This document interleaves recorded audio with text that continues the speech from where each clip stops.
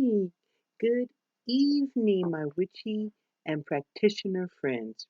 Earthy Wise Woman here. And I have been told over and over again to say it, so I'm going to say it this time. If you like my channels and my videos, please like and subscribe below. There, I said it. And tonight is one of my coffee chats with you. And today I would like to talk about why your spells don't work.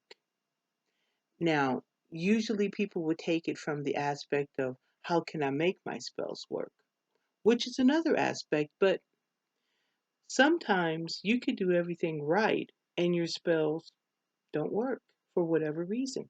So let's discuss some of these reasons. Okay, I'm going to take off the glasses here. Number one, okay.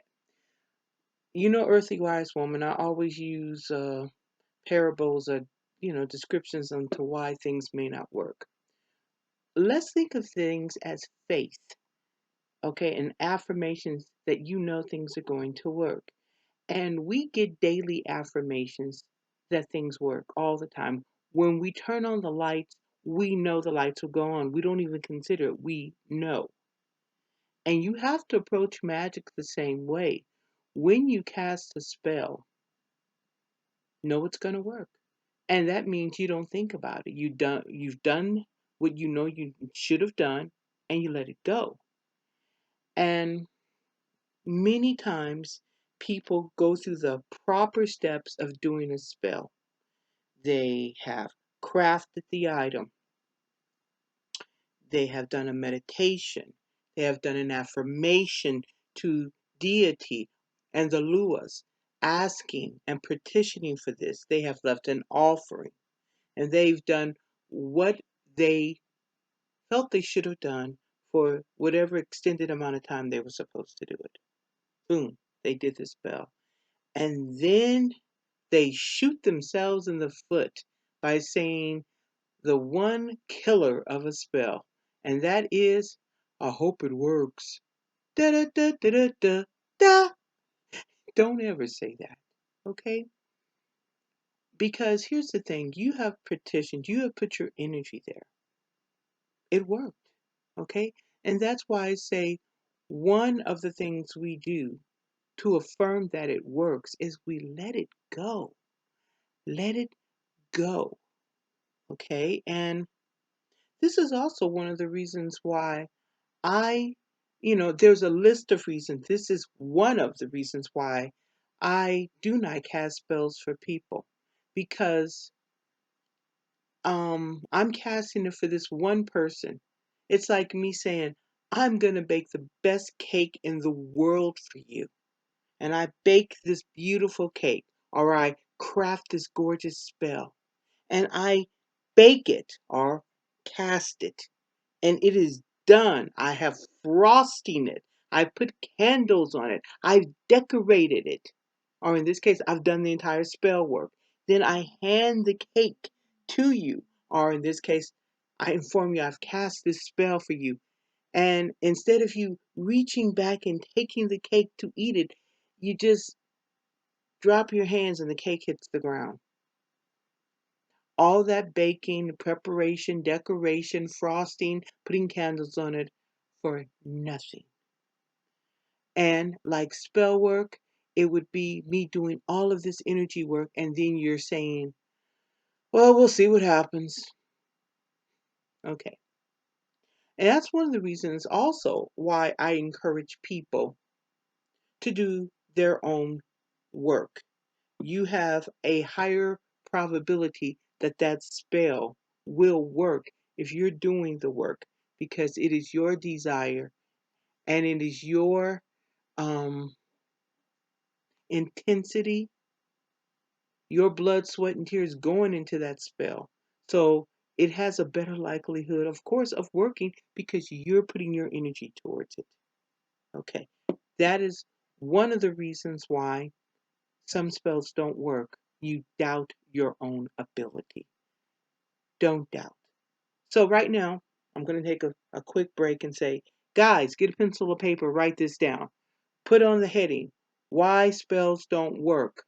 Then number 1, put doubting my work. Okay, I'm trying to stay organized. Number 2, why spells don't work. Counter actions. And I want you to put that number 2, counter actions. So here we go. You cast a spell to find a job. I'm going to find a job. Now, remember, this is energy work, okay? And you're asking for a job. Energy work means you're going to have to set forth energy. Does not necessarily only mean mental energy. It also means physical energy. So, case and point. Okay. Many, many, many moons ago, I cast a spell to get a job. I needed a second job. And then I decided, well, wait a minute. I really don't want a second job.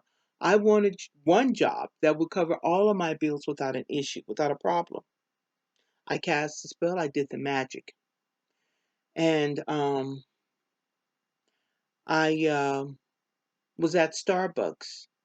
And something came to me and said, I asked them if they are hiring. Oh, okay. Okay.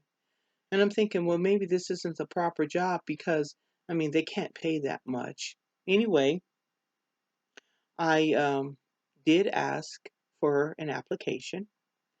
And at the time, I was really wanting to do more spell work and, counseling from the other people, but I needed to make a steady living. So I thought this would be a good idea in order for me to do my other uh, things that I wanted to pursue. But I thought, well, they can't pay much. Found out they paid pretty well. Okay, it would meet my bills. Okay. And as I was filling out the application, using my neatest handwriting and such, this is back in the day when you didn't have the ability to do it online. You had to actually write on the paper. Um, I got an epiphany out of nowhere. And it was, why don't you make a copy of this application and don't just turn it into this one Starbucks, turn it into 20 Starbucks within a 5-mile radius. I'm like, wow, that's a pretty good idea. So that's what I did. And yes, I did get called back by Starbucks, not one, but 7 different Starbucks. Later on, almost every one of them called me back. And I did at one time, would work at one if somebody didn't show up or something, and I made a pretty decent living. Now, some people would say, well, you cast a spell to get a job, but you had to go out and get the job. Yeah, I did. Key word. It was energy work. You still have to put forth some energy, guys. So, how do I say my spell worked? Because number 1, I was at Starbucks at the opportune time that they were hiring. There are no coincidences. Number 2, how do I know my spell worked? Well, I got to be honest. I had never considered copying an application and turning it into other franchises of the same company. Never had considered doing such a thing. And it worked. And it worked easily and well. So basically, I did have to put forth energy, not as much as me going to all these totally different companies. I just concentrated one company, made one application, filled it out, one application, copied it 20 times, turned it into 20 different Starbucks. Not that hard.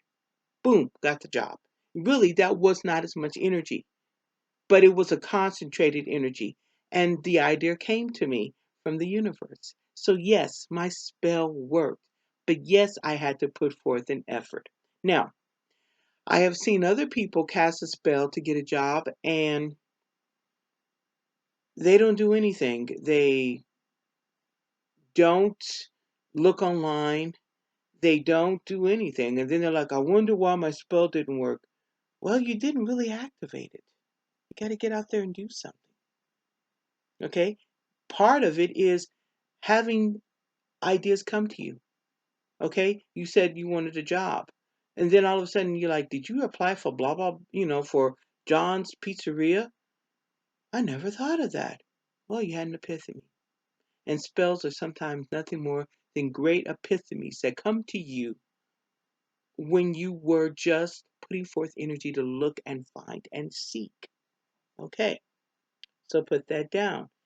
If you don't put forth an effort, a spell can't work. All right, now let's continue on. Another reason why a spell may not work for you. Another reason could be a counter spell. Okay, someone countered or blocked your spell. That is very possible. Okay, let's say you are just upset at Susie Mayhem. Boy, I'm really bad at making up names. And you want to get back at her. You just want to get back at her. Oh no, I'm gonna get back at that girl. Mm-hmm. She done took my man. I'm gonna get her back. Now you may not even have verification that she took your man. Or maybe you're just really annoyed and you just really want to drop down on her. And all of a sudden you cast a hexing spell on her and it doesn't work. In fact, she seems fine. You may not seem so good though. You might have gotten sick or you fell or had an accident or something as that, but she's fine. And you're like, well, what? My spell didn't work. Did it ever occur to you that number one, she too may be a practitioner and she might have put a protection spell so that any harmful magic that comes near her will return back to the sender. And believe me, that is more prevalent than you know. Because I'm here to tell you, usually when a person, you know, even if they don't put a protection spell on themselves, if they have generally good karma, they're good to others, they're giving to others, generally that kind of energy comes back to them. Harmful magic may come at them, but it may not harm them as intensely as it was meant to harm them. So basically, you send them, you will be, hit by a car and they're hit by a cold. Seriously. Good karma has a tendency of protecting other people and anyone. It does protect. That's why I tell people when you deal in vengeful magic, don't be surprised if vengeful magic comes right back at you because it can. And in cases like that, there's other things you can do, and that would be I call it karma, where you would make sure that a person's karma comes to them for what they've done, let their karma come to them maybe a little faster. Or some people call it a justice spell, where they've done harmful things and justice is served upon them. Okay? Very, very. I even, at my shop on Etsy, I sell justice candles because justice is not even using your energy. It's basically sending back to them the negative things that they have put out. Like, let them find justice. Let them see justice. Let them get justice for their behavior, good or bad. Because that's what justice is. It's the great equalizer. That's why she wears a blindfold. Okay. So on that note, that's why I would tell people be careful about some of the spells you cast. Make sure that the person has it coming. In other words, if an ex-husband cheats on me, I have had that happen actually. No, nobody's perfect, and I have been unfortunately an ex-husband did. I did cast a justice candle, and another thing I'm going to tell you, and that leads into what I'm about to say. There's an old saying, a watch pot seldom boils. So, in other words, once you've cast your spell, leave it there. With my ex, just, I didn't cast for bad things to happen. I cast that he gets the karma that he put out. That's it. For the harmful things he did, let him know how it feels. And unfortunately, yeah, he felt it. And that's another thing. Now, this is a line. So you can put a little quotation. How do you know when a spell that you sent so that a person should seek justice, how do you know it worked? When they have something happen to them that even you are saying, oh, hell, that's terrible. Yeah, justice has been served. Because there's some things you just like, whoa. And there, you will have a whoa factor, like, damn, that's bad. Okay? So that's one way of knowing, okay, that did work. That did happen. Okay. Another one. Um, when you've cast to get people out of your life and they don't go. Well, why didn't he leave? I cast for him to go away and he's still here. Okay. The universe gives you an opportunity, like a window, this beautiful, perfect window that you cast for to get rid of somebody. And you can close the window by saying something like, oh, okay, you can stay for a little while. Boom, you close your window. If the universe is trying to help you get them out and the window opens for them to get out, let them go. Don't hold them back. Because if you do that, you're basically counteracting your own spell. Okay? And that's another thing. I'm going to say that to say this. When you are casting to break up with somebody and it works and you two do break up, I'm going to strongly suggest you don't go back together with this person. Okay? And I know that a lot of times we want to cast to make a person change their ways. And you can use a bend to my will oil. It does work. I have no doubts that bend to my will oil works, but it is going to take energy from you. And if you feel it's, well, they'll bend to my will and everything will be good. No, it also will bend you in so many ways because you're actually are now in kind of a control factor that you probably may not want to stay in. Now you'll be in that area where you can make them do what you desire. And after a while, you're going to want them to do it of their own free will. And bend to my will is not letting them do it to their own free will. Sometimes though, don't misunderstand me, that is a good thing, the bending to my will. Like it would be your will for somebody to eat right and do exercise because you can see that they're about to really get sick. You might want to do a bend to my will because it's like, you're doing yourself a great deal of harm. And then, as they are improving and getting healthy, they're going to have a cognition, this is really working for me. I'm eating right. I'm exercising. I'm not smoking cigarettes anymore. I like this lifestyle. And they have an affirmation. And all of a sudden, they're not doing your will anymore. And then it becomes their own desire to continue to do this because it's helping them.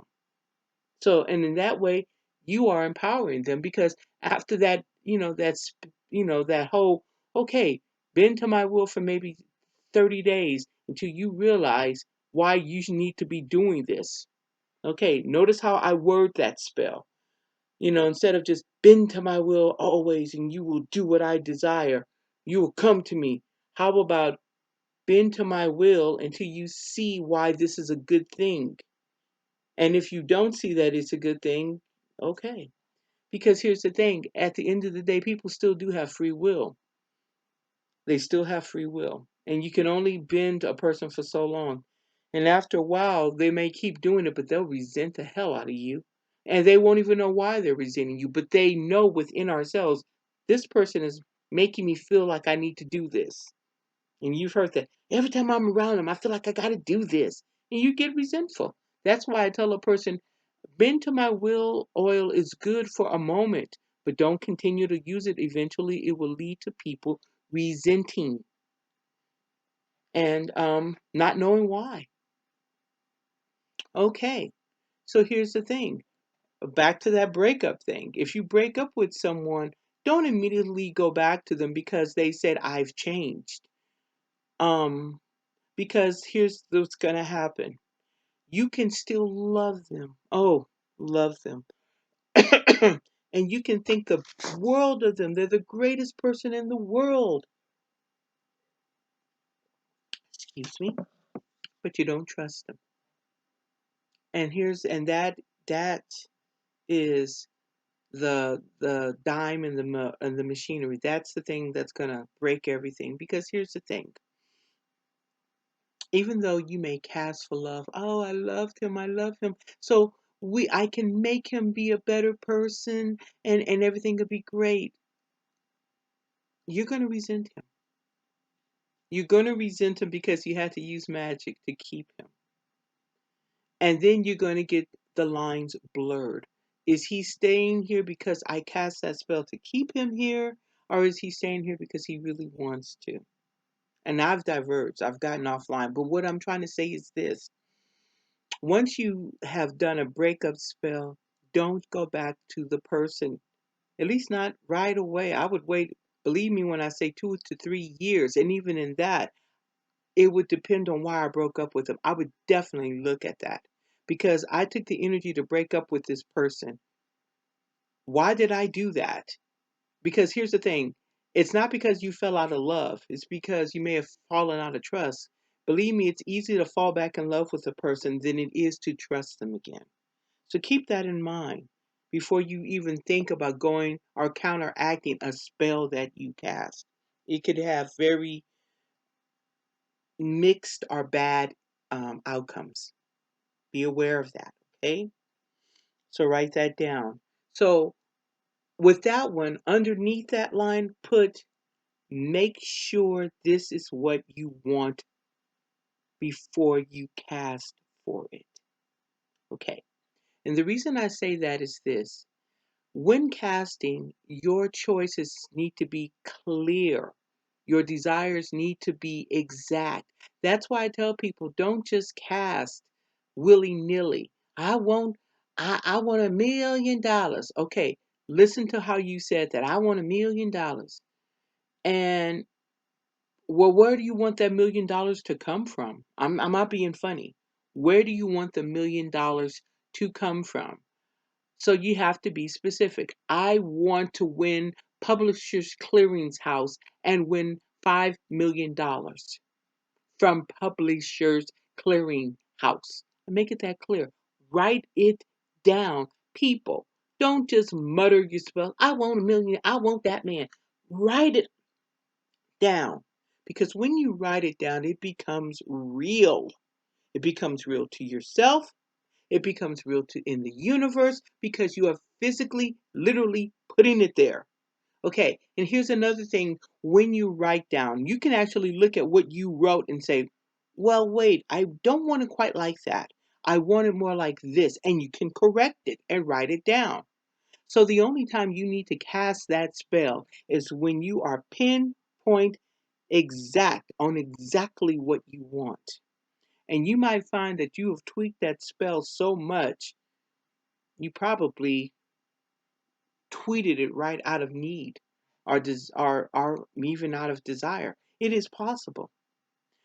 Because here's the thing, I tell people before they even cast for love to write down at least 25 attributes you want in a partner. Don't just write down, I want someone who's going to love me. Yeah, that's great. Do you love them? Okay? There are a lot of things you need to put into magic. Magic is not like instant coffee where you just, add a some teaspoon of instant coffee and add some hot water and voila, you got coffee. No, spell work is like Starbucks. You want to go up there and you want to be specific. You want to say, I want a half and half with a low fat caramel macchiato with soy milk, and I only want 2 shots of espresso, not three, and 1 shot of caramel with whipped cream. Yes, you want to be that specific with your spell magic because in being that specific, those spells will work. Okay? So that's why I tell people when we are casting spells, we are not just randomly rhyming words. A tisket, tasket, my basket will be filled, a la Kazam and whippity will. No, we are specific about what we want and desire. I always say, yes, it's cool if it rhymes though. And the reason why some people say, well, why does it gotta rhyme? It doesn't have to rhyme. But the reason why it's great that it rhymes is because you can repeat it easier. That's why rhyming is great, because you repeat it, repeat it, repeat it. You remember, remember, repeat, repeat. Ba ba ba boom, ba ba ba boom. We respond to rhythms all the time, and what we say, and that we rhyme. Rhythms are good. Rhythms are magical. Rhythms are the thing that cause it to happen, which proves I can't rhyme very well. But rhythm is good. It is a part of the magic. It's not a necessary part, it's another attribute, because it's your way, your mind will have to work on how to make that doggone thing rhyme. Your mind will work on making it rhyme. And because it rhymes, you can remember it all the time. And you get into a habit of trying to rhyme. Okay, let me get out of this loop, the rhyme group. Okay, but seriously, there are so many reasons why spells don't work. Another list you can put down why a spell doesn't work: laziness. You want it quick, fast, and easy. Spell work should never be quick, fast, and easy. You're dealing with the universe. You don't want that quick, fast, and easy. That's sloppy, and that can lead to very bad outcomes. So we do want to take our time to craft our spells. That means crafting is not just lighting a candle that's green and thinking you're going to get money. Okay? No. There's more to a money spell than that. There's more to any spell than just lighting a candle or saying a few words or sprinkling some goober dust around. There's more to it than that. This is crafting. Crafting means you are going to sit down and you're going to write out what it is you desire and what the expected outcome is going to be. And if you really want to go there, you're going to write, let's say you want a money spell, you're going to write that in green ink. Or you're going to write that on green paper. Okay? Or you can even do my daughter Moondon. I love how she does her money spells for her for our patrons. She writes them out in gold and silver ink. She gets these metallic ink pens and she writes it on dark green paper, and it looks so beautiful because it shines like gold, like prosperity shines. Okay, the practitioner can choose that. I trained my daughter to do what I call, and I'll tell all of you, you need to do sympathetic magic, and what that means is you reenact what it is you desire. You act it out. Okay, sympathetic magic is when the